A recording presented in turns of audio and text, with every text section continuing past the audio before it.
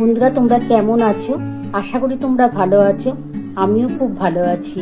আজকে তোমাদের আমি লাউ শাকের ঘন্ট কিভাবে করি তোমরা দেখো। এই লাউ শাকটা করতে আমি কি কি দিচ্ছি দেখো। আমি লাউ শাক দেবো, মাছের তেলটা দিয়েই করবো আজকে। তার মধ্যে কুমড়ো থাকবে, বড়ি, ঝিঙে, আলু, পেঁয়াজ কুচি, রসুন কুচি, কাঁচা লঙ্কা আর সর্ষে। আমি রান্নাটা শুরু করছি, করে তোমাদের দেখাচ্ছি, তোমরা দেখতে থাকো। বন্ধুরা, লাউ শাকটা করতে কি মশলা দিচ্ছি দেখো। আমি সর্ষে, কাঁচা লঙ্কা বাটা দেবো। আমি এটা মশলাটা বেটে তারপর তোমাদের কাছে ফিরে আসছি, তোমরা দেখতে থাকো। বন্ধুরা, আমি কড়াটা বসিয়ে নিয়েছি। এর মধ্যে আমি একটু সর্ষের তেল দিয়ে বড়িগুলো ভেজে নেব। প্রথম বড়ি ভাজবো, তারপর আমি একটা একটা করে কিভাবে করছি তোমরা দেখতে থাকো। আর এই মশলাটা বাটা হয়ে গেছে আমার, সর্ষে আর কাঁচা লঙ্কা। এরপর আমি কড়াইতে সর্ষের তেল দেবো।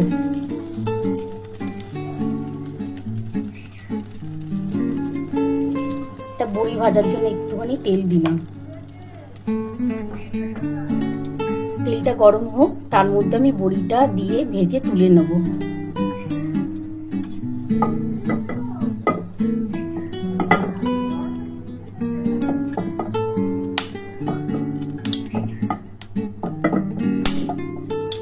তেলটা গরম হয়ে গেছে, এই বড়িগুলো প্রথমে আমি ভেজে তুলে নেব।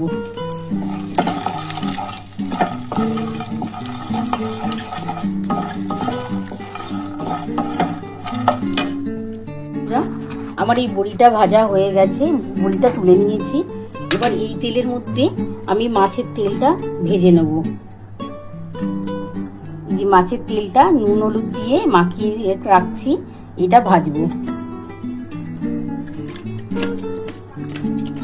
আমি আর তেল দেবো না, এই তেলটার মধ্যেই ভাজবো।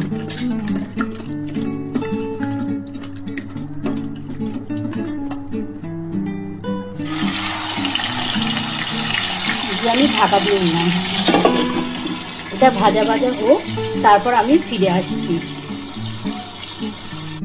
আমি একটু ঢাকাটা খুলে দেখি মাছের তেলটা কতটা ভাজা হলো। এই মাছের তেলটা আমি নামিয়ে নিই, তারপরে ফিরে আসছি। বন্ধুরা, আমি মাছের তেলটা ভেজে তুলে নিয়েছি। এর মধ্যে আমি অল্প একটু সর্ষের তেল দিয়ে দিলাম।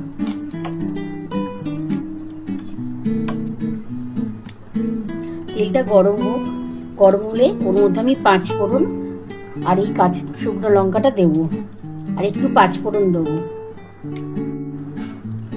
অল্প একটু।